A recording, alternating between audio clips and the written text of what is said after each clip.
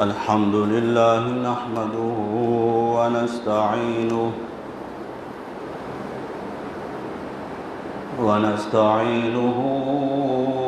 ونستغفره ونؤمن به ونتوكل عليه ونعوذ بالله من شرور أنفسنا ومن سيئات أعمالنا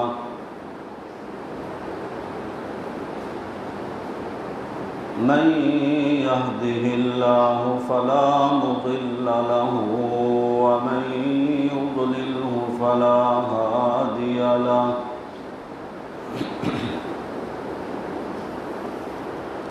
شهادة أن لا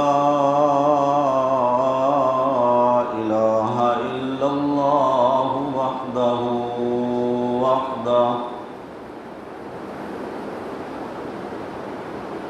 وحده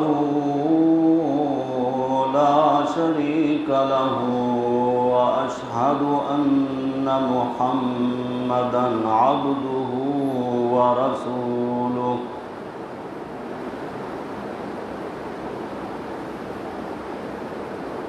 أما بعد فأعوذ بالله من الشيطان الرجيم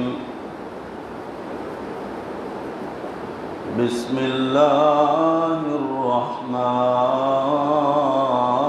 الرحيم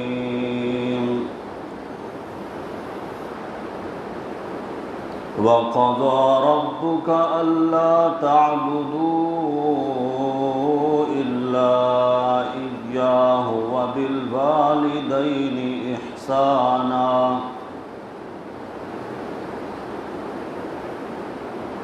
إما يبلغن عندك الكبر أحدهما أو كلاهما فلا تقل لهما أف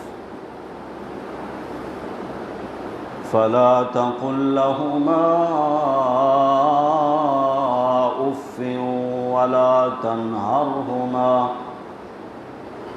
وقل لهما قولا كريما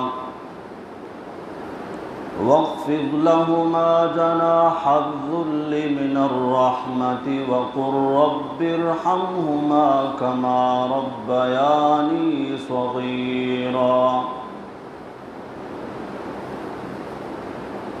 صدق الله وصدق رسوله النبي الأمين الكريم ونحن على ذلك لمن الشاهدين والشاكرين والحمد لله رب العالمين اللهم صل على محمد وعلى آل محمد كما صليت على إبراهيم وعلى آل إبراهيم إنك حميد مجيد اللهم بارك على محمد وعلى آل محمد كما باركت على إبراهيم وعلى آل إبراهيم إنك حميد مجيد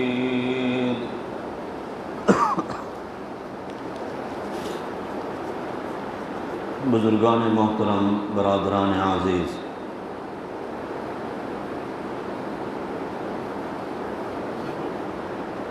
وہ مہینہ تو ہم سے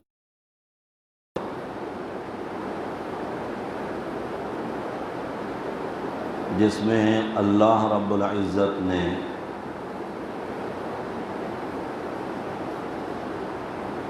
کلمہ پڑھنے والے مسلمان کے لیے بہت بڑا بخشش کا سامان رکھا ہے۔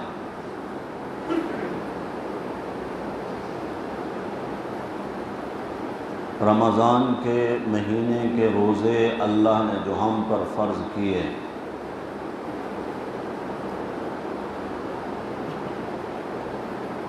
روزوں سے اللہ کا مقصد یہ تھا کہ مسلمان کے دل میں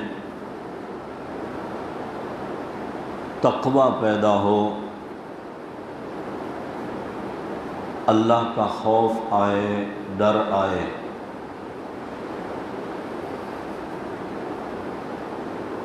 اور مومن بندے میرے احکامات پر عمل کرنے والے بن جائیں۔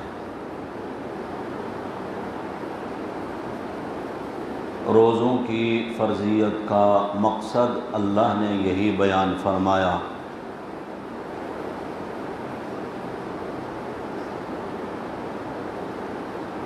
تقوی اختیار کریں، متقی بن جائیں، اللہ سے ڈرنے والے بن جائیں۔ جب اللہ کا ڈر ہوگا تو اللہ کے احکامات پر عمل کرنا آسان ہوگا۔ تقوی کا مفہوم اور تقوی سے مراد کیا ہے، اس کو بھی اللہ نے روزوں کی فرضیت والی جو آیات ہیں انہی کے ساتھ بیان فرمایا۔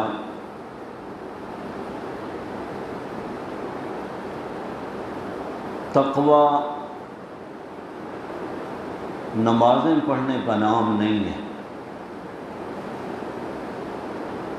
تلاوت کرنے کا نام بھی تقوی نہیں ہے، روزے رکھنا، حج کرنا، زکوٰۃ دینا،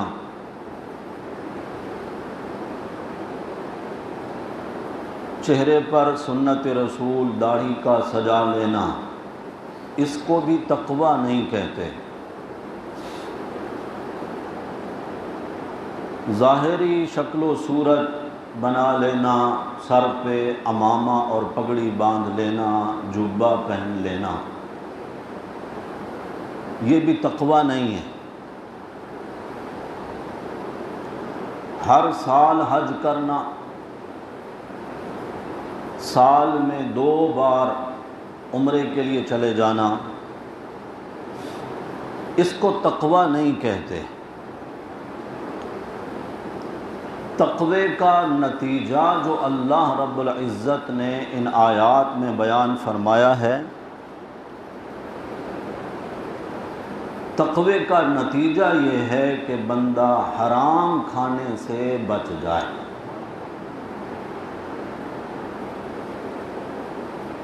اس کی پریکٹس کرائی اللہ نے رمضان میں، رزق حلال اور حلال مال سے حاصل کی گئی غذائیں، پھل فروٹ، وہ تمہارے سامنے موجود ہیں۔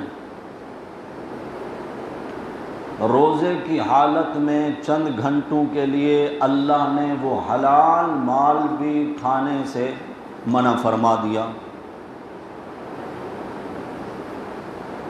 جس اللہ نے حلال رزق سے منع کیا روزے کی حالت میں، اسی اللہ نے حرام کھانے سے بھی منع فرمایا۔ اگر آپ نے یہ تمہیدی چند جملے میرے اپنے ذہن میں رکھے تو پھر اگلی گفتگو آپ کی سمجھ میں آئے گی۔ تقوی کا نتیجہ کیا ہے؟ بندہ حرام کھانے سے بچ جائے۔ یہ نہیں ہے کہ بندہ نماز بھی پڑھے اور رشوت بھی لے، تسبیح بھی چلتی رہے ہاتھ میں اور سودی کاروبار بھی چلتا رہے۔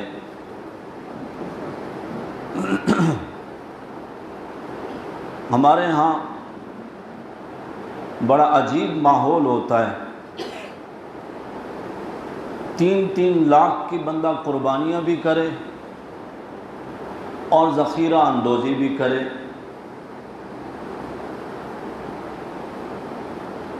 تقویٰ یہ ہے کہ رزق حلال کو تلاش کرے، اور رزق حلال میں جو مشکلات آئیں، کچا گھر ہو، سہولتیں نہ ہوں،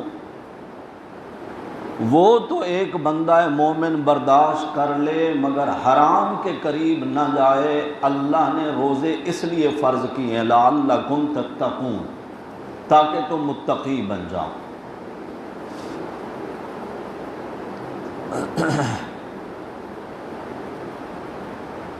یہ جو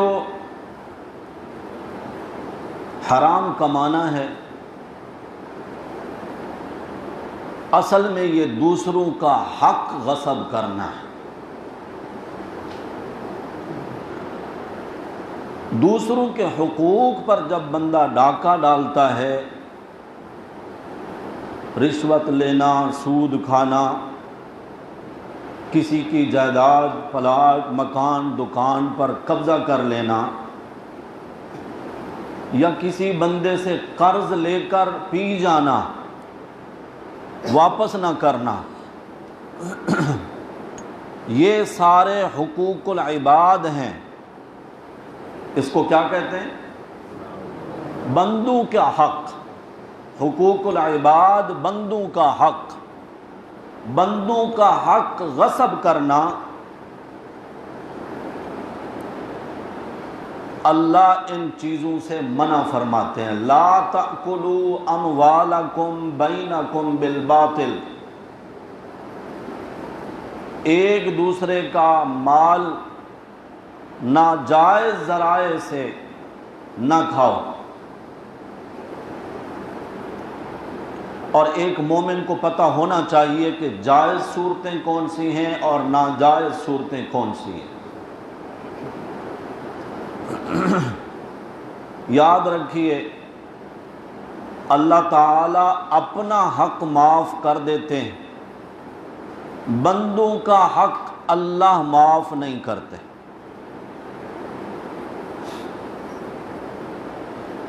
کسی میں اگر یہ غلط فہمی ہو نا کہ میں حج کر کے آیا ہوں، وہ جو حرام طریقے سے میں نے مال کمایا ہے، حج کرنے کی وجہ سے میرا وہ سارا مال پاک ہو گیا۔ شیطان خناس نے یہ اس کے ذہن میں بات ڈالی ہے، لوگوں کا غصب کیا ہوا جو حق ہے، حقوق العباد ہیں، وہ حج کرنے سے معاف نہیں ہوتے، نہ تلاوت کرنے سے، نہ نمازیں پڑھنے سے۔ حقوق اللہ، اعمال نیک اگر کرے کوئی بندہ، اللہ کا حق تو معاف ہو جائے گا، بندوں کا حق معاف نہیں ہوگا۔ نہ دعاؤں سے، نہ معافیاں مانگنے سے کہ اللہ سے ہی بندہ معافی مانگتا رہے، نہ استغفار کرنے سے کہ بندہ ایک دن میں 1000 بار بھی پڑھ لے استغفر اللہ ربی من کل ذنب واتوب الیہ، اس سے بھی بندوں کا حق معاف نہیں ہو سکتا۔ ابھی قربانی کا موسم آنے والا ہے،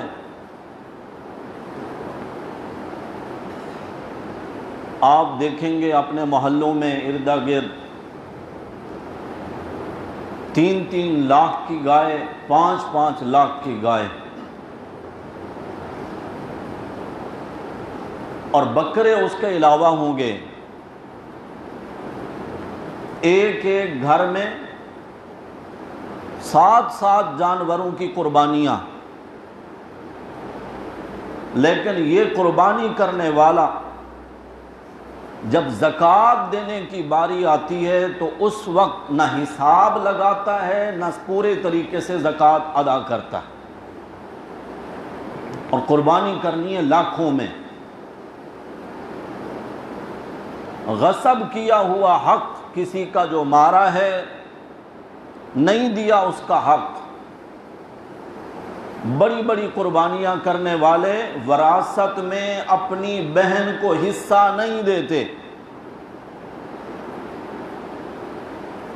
بیٹیوں کو اس طرح نہیں نوازتے جس طرح بیٹوں کو نوازتے ہیں۔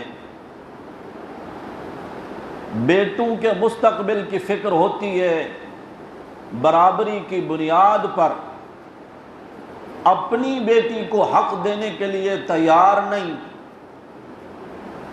لیکن قربانی کر رہے ہیں 5-5 لاکھ روپے کی۔ میرے عزیز بھائیوں، زکوٰۃ جس طرح ادا کرنا فرض ہے، پورے مال کا حساب لگانا بھی فرض ہے، تخمینے اور اندازے سے نہیں کہ بندہ خود ہی اپنے طور پر اندازہ لگا کر اس کی زکوٰۃ ادا کرے مال کی، ایسا نہیں۔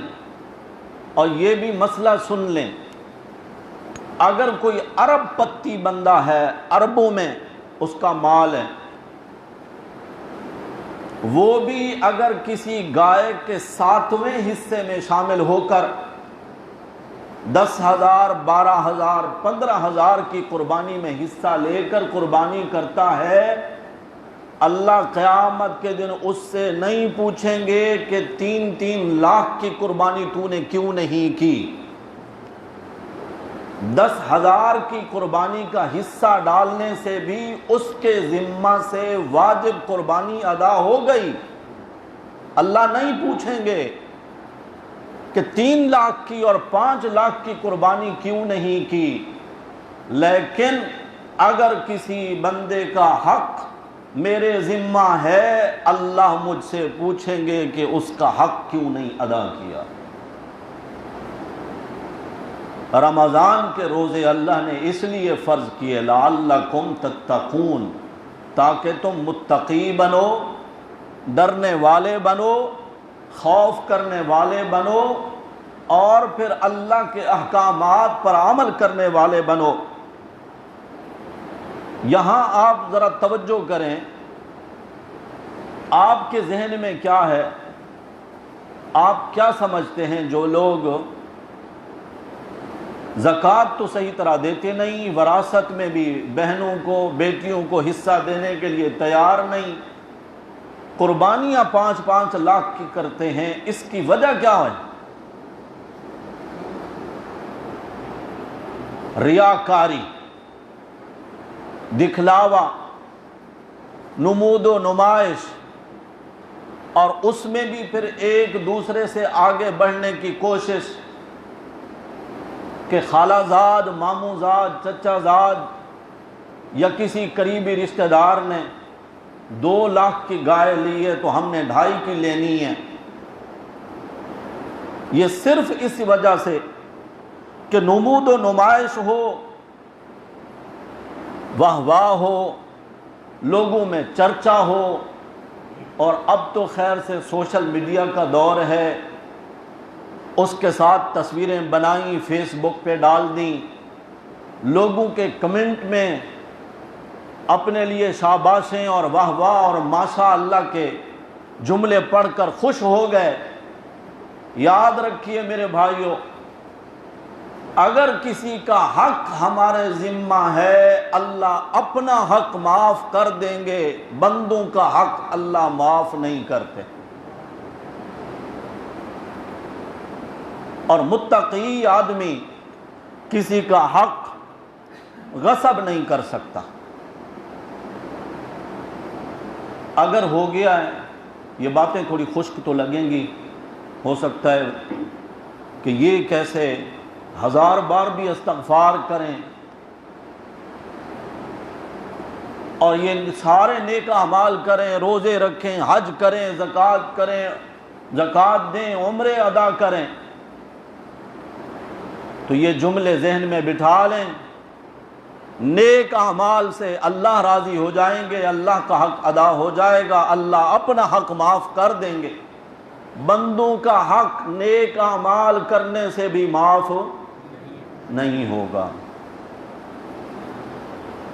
اگر ہے کسی کا ذمہ ہمارے پاس، اس کی ادائیگی کی کوئی صورت بنائیں، کوشش کریں، نیت تو کر لیں کہ میں ہر طریقے سے کوشش کروں گا، جس کا حق میرے ذمہ ہے میں اس کو ادا کروں گا۔ اگر وہ بندہ نہ مل سکا تو اتنا پیسہ جو اس کا حق تھا وہ اللہ کے راستے میں صدقہ کر دوں گا تاکہ اس کو ثواب ملے۔ ایسی بھی تو صورتیں ہیں نا کہ کسی کا حق میرے ذمہ ہے، وہ بندہ مل ہی نہیں رہا، اس کا کوئی رابطہ نہیں۔ اس کا طریقہ پھر یہی ہے کہ اتنا مال اللہ کے گھر میں، کسی مسجد کی تعمیر میں، صدقہ جاریہ میں لگا دیں تاکہ جس کا حق ہے اس کو ہمیشہ کے لیے ثواب پہنچتا رہے، اور قیامت کے دن آپ کے ذمہ سے کم از کم وہ حق اتر چکا ہوگا، اللہ خود گواہی دیں گے کہ اس بندے نے تو ادائیگی کی پوری کوشش کی تھی۔ نیت تو کر لینی چاہیے۔ 99 قتل نہیں کیے تھے ایک بندے نے؟ علماء سے آپ حدیث سنتے ہیں، پڑھتے ہیں، 99 قتل کرنے کے بعد شرمندگی ہوئی، احساس ہوا میں اتنا بڑا مجرم ہوں، لوگوں کے پاس گیا، ایک عالم کے پاس گیا، میری توبہ کی کوئی صورت ہے؟ 99 قتل کیے ہیں میں نے بغیر کسی جرم کے، ان کا کوئی قصور نہیں تھا۔ انہوں نے کہا تیری بخشش کیسے ہو سکتی ہے؟ اس نے کہا چلو 100 کی گنتی میں پوری کر دیتا ہوں۔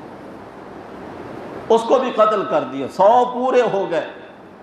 پھر احساس کہ اللہ کو کیا منہ دکھاؤں گا، ابھی پھر لوگوں سے رجوع کرتا ہے، پوچھتا ہے۔ انہوں نے کہا فلاں علاقے میں اللہ والے رہتے ہیں، اللہ والوں کی بستی ہے، وہاں چلا جا، ان سے مشورہ کر، ہو سکتا ہے تیری توبہ کی کوئی صورت بنے۔ یہ یہاں سے چلا اور اوپر سے اجل آ گیا، ابھی تک توبہ کی نہیں تھی، نیت کر لی تھی، اس ارادے سے نکلا تھا، موت ہو گئی تو اللہ نے اس کی بھی بخشش فرما دی۔ نیت اس نے کر لی تھی کہ میں اللہ کے سامنے شرمندگی، ندامت کے ساتھ کیسا کھڑا ہوں گا، میں دنیا ہی میں اللہ سے معافی مانگ کر اپنے قصور معاف کرا لوں۔ 99 قتل کرنے والے کو بھی اللہ نے معاف فرما دیا۔ کسی کا حق اگر ہمارے ذمہ ہے، اس کی ادائیگی کی اپنی زندگی میں پوری کوشش ہونی چاہیے۔ میں نے جو آیت کریمہ پڑھی اس میں اسی چیز کو اللہ نے بیان فرمایا۔ 2 قسم کے حق مسلمانوں پر اللہ نے لاگو کی، ایک ہے حقوق اللہ، اللہ کے حق، اور دوسرے ہیں حقوق العباد، بندوں کا حق۔ یہ 2 حقوق اللہ نے ہر کلمہ پڑھنے والے مسلمان کے اوپر لاگو کیے ہیں۔ فرمایا وَقَضَىٰ رَبُّكَ اللہ تعبدوا الا ایاہ، اور تیرا رب یہ فیصلہ کر چکا ہے اس دھرتی پر اگر عبادت ہوگی تو صرف اکیلے اللہ کی ہوگی۔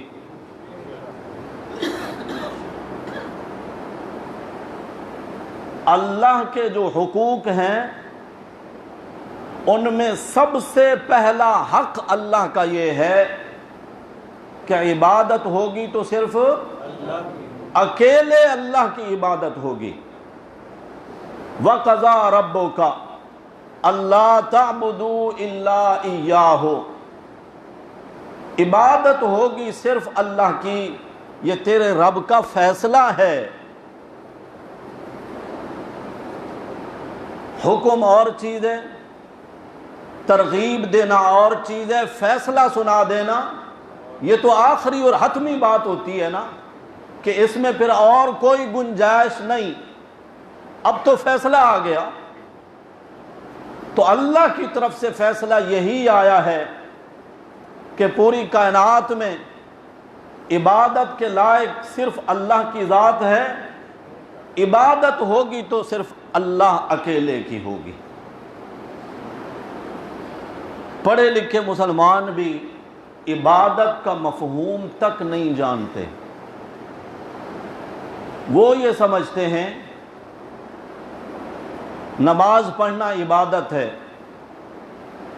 روزہ رکھنا عبادت ہے، حج کرنا عبادت ہے، احرام باندھنا عبادت ہے، حجر اسود کو چومنا عبادت ہے۔ یاد رکھیے یہ عبادت کی قسمیں ہیں، عبادت کی اقسام ہیں۔ اگر ہاتھ باندھنا عبادت ہے تو جب آپ نماز سے فارغ ہوں گے، یہاں مسجد حسان بن ثابت سے ہاتھ باندھ کر ہی گھر تک چلے جائیں، وہ عبادت بنے گا؟ تو معلوم ہوا کہ محض ہاتھ باندھنے کا نام عبادت نہیں ہے۔ مسلمان چومتے حجر اسود کو بھی ہیں، اور آپ اپنے بیٹے کو بھی چومتے ہیں یا نہیں؟ تو بیٹے کا چومنا بھی عبادت بنے گا؟ کیوں؟ چوم پتھر کو بھی رہیں اور چوم اپنی اولاد کو بھی رہیں، اس کا چومنا عبادت بن رہا ہے، بیٹے کا چومنا عبادت نہیں بن رہا۔ وجہ اس کی کیا ہے؟ یہ عبادت کا ایک ڈھانچہ ہے، اس کے اندر جو روح آئے گی وہ اس کو عبادت بنائے گی،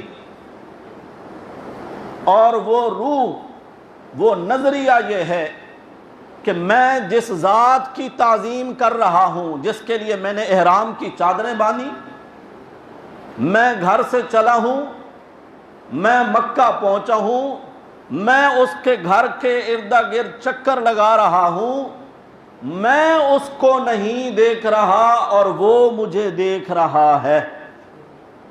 یہ نظریہ اور اعتقاد بندے کی ان حرکات کو عبادت بناتا ہے۔ بات سمجھ میں آ رہی ہے؟ اثر کے اوپر سے جا رہی ہے۔ عبادت کسے کہتے ہیں؟ جس میں یہ نظریہ ہو، میں جس ہستی کے لیے، جس ذات کے لیے ہاتھ باندھ کے کھڑا ہوں، میں اس کو نہیں دیکھ رہا اور وہ مجھے دیکھ رہا ہے۔ اور عربی میں اس کو بہت عمدہ طریقے سے ائمہ کرام نے سمجھایا، العبادۃ عبارۃ عن الاعتقاد والشعور بأن للمعبود سلطة غیبیة ما فوق الاسباب يقدر بها على النفع والضرر وكل دعاء وثناء بتعظیم ينشأ بهذا الاعتقاد فهي عبادۃ۔ عبادت اس چیز کا نام ہے جس میں یہ اعتقاد ہو، یہ نظریہ ہو کہ میری ہر دعا، ہر پکار، ہر تعریف، ثنا جو میں کر رہا ہوں وہ ذات اس سے واقف ہے، اور ہر قسم کے نفع اور نقصان پر بھی وہ قادر ہے۔ یقدر بها علی النفع والضرر، اگر میں نے اس کے احکامات پر عمل کیا تو وہ مجھے فائدہ پہنچائے گا، اگر میں نے عمل نہ کیا تو وہ مجھے نقصان پہنچانے پر قادر ہے۔ اگر یہ نظریہ ہے تو پھر جا کر یہ ساری چیزیں، ہاتھ باندھنا بھی عبادت بنے گا، رکوع کرنا بھی عبادت بنے گا، سجدہ کرنا بھی عبادت بنے گا۔ اللہ کے لیے یہ اعتقاد رکھے گا تو عبادت اللہ کی بنے گی، اگر یہی اعتقاد کسی اور کے لیے رکھے گا تو پھر یہ اس کی عبادت بنے گی۔ بندے یہ سمجھتے ہیں کہ نماز پڑھنا، روزہ رکھنا، قربانی کرنا بس یہ عبادت ہیں، اور پھر وہ کہتے ہیں ہم تو یہ سارے کام اللہ کے لیے کرتے ہیں، ہم نے کبھی نبی پاک کی نماز نہیں پڑھی، کبھی حضرت علی کے نام کا روزہ نہیں رکھا، کبھی ہم نے شیخ عبد القادر جیلانی کے نام کی قربانی نہیں کی۔ اور میرے بھائی، اگر قربانی کی ہے، کسی جانور کو ذبح کیا ہے، نظریہ یہ ہے کہ وہ شیخ میرے اس عمل کو دیکھ رہا ہے، خوش ہو رہا ہے کہ میں نے اس کے نام کی نظر و نیاز دی ہے۔ اگر یہ نظریہ اور اعتقاد ہوگا تو پھر یہ عبادت بنے گی شیخ عبد القادر جیلانی کی، اور اگر یہ نظریہ صرف اللہ کی ذات کے بارے میں ہے اور ہونا چاہیے تو پھر ہر وہ عمل، ہر وہ کام عبادت بنے گی اللہ کی۔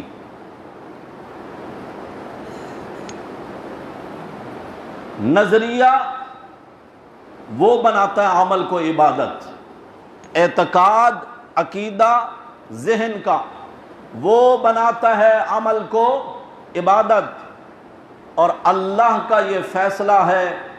کلمے میں بھی آپ یہی کہتے ہیں، لا الہ الا اللہ، اللہ کے سوا عبادت کے لائق کوئی نہیں۔ کلمہ یہی تقاضا کرتا ہے کہ عبادت ہو تو کس کی ہو؟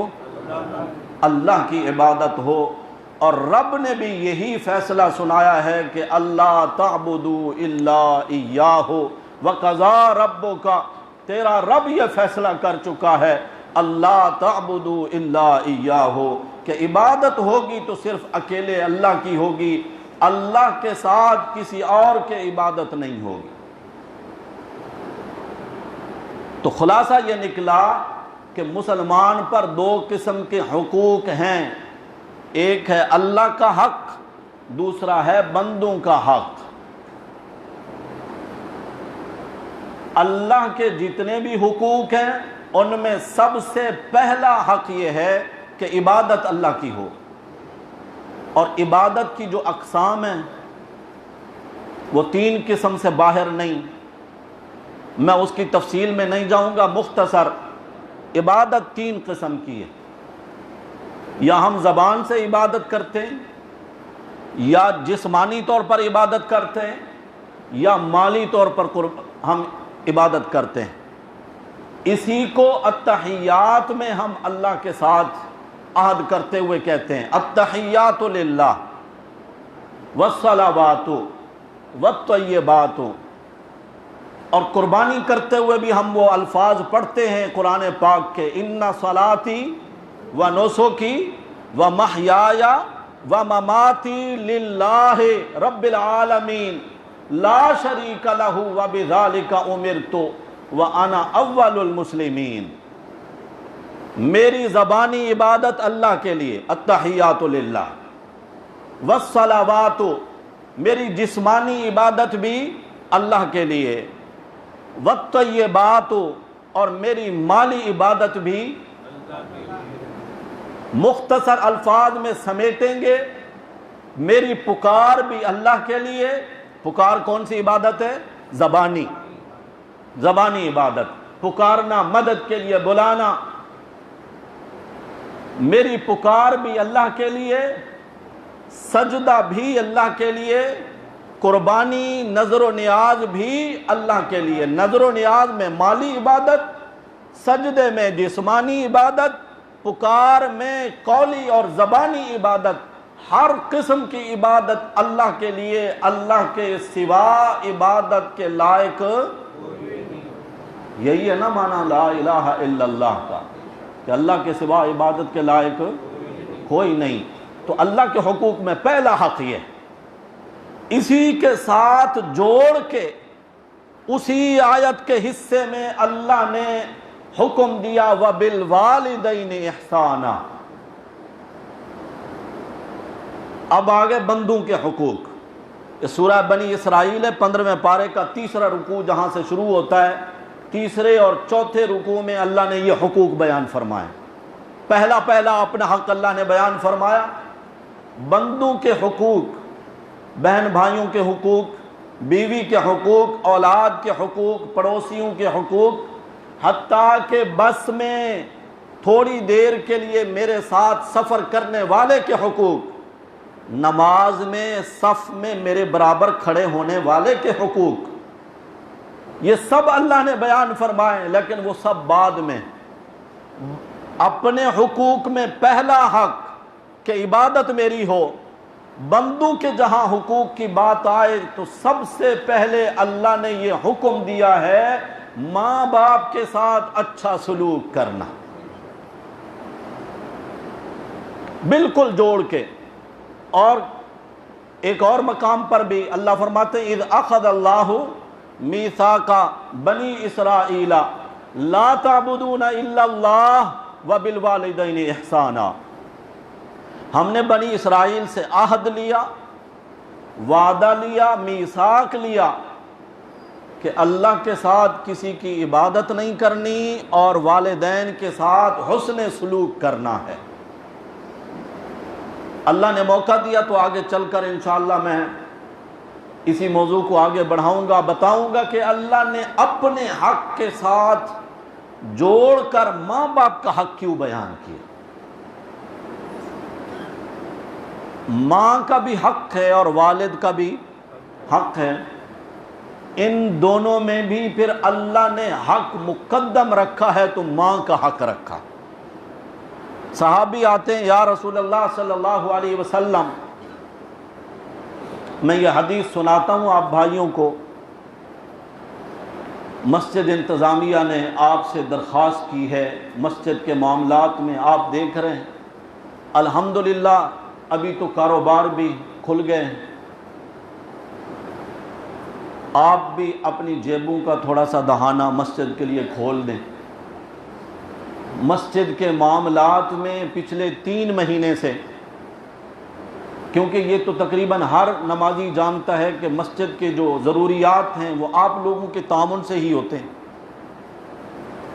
جب یہ تعاون نہیں رہا، جب لوگ آتے ہی نہیں تھے، جب چندہ ہی نہیں ہو رہا تھا، بہت مشکل معاملات چل رہے ہیں۔ آپ بھائی خود جانتے ہیں کہ آپ کی کیا حیثیت ہے، کسی کی 10 روپے کی حیثیت ہے اور کسی کی 1000 روپے کی حیثیت ہے، یہ سب جانتے ہیں اور اللہ بھی جانتا ہے۔ اپنی حیثیت کے مطابق اللہ کے گھر کے ساتھ خصوصی تعاون فرمائیں تاکہ جو مشکل صورتحال ہے اس سے ہم نکل سکیں۔ اللہ آپ کو اس کا صلہ دیں گے اور انشاءاللہ آپ انہی آنکھوں سے پھر اس کا صلہ دیکھ بھی لیں گے، اللہ آپ کو جتا دیں گے کہ آپ نے میرے راستے میں 1 روپیہ دیا، دیکھ بندے میں نے اس کو 10 گنا کر کے کس طرح تجھے دیا۔ اس پر کامل اعتقاد اور یقین ہونا چاہیے۔ اللہ کے نبی کی خدمت میں صحابی آتے ہیں یا رسول اللہ میرے حسن سلوک کا سب سے پہلا مستحق کون ہے؟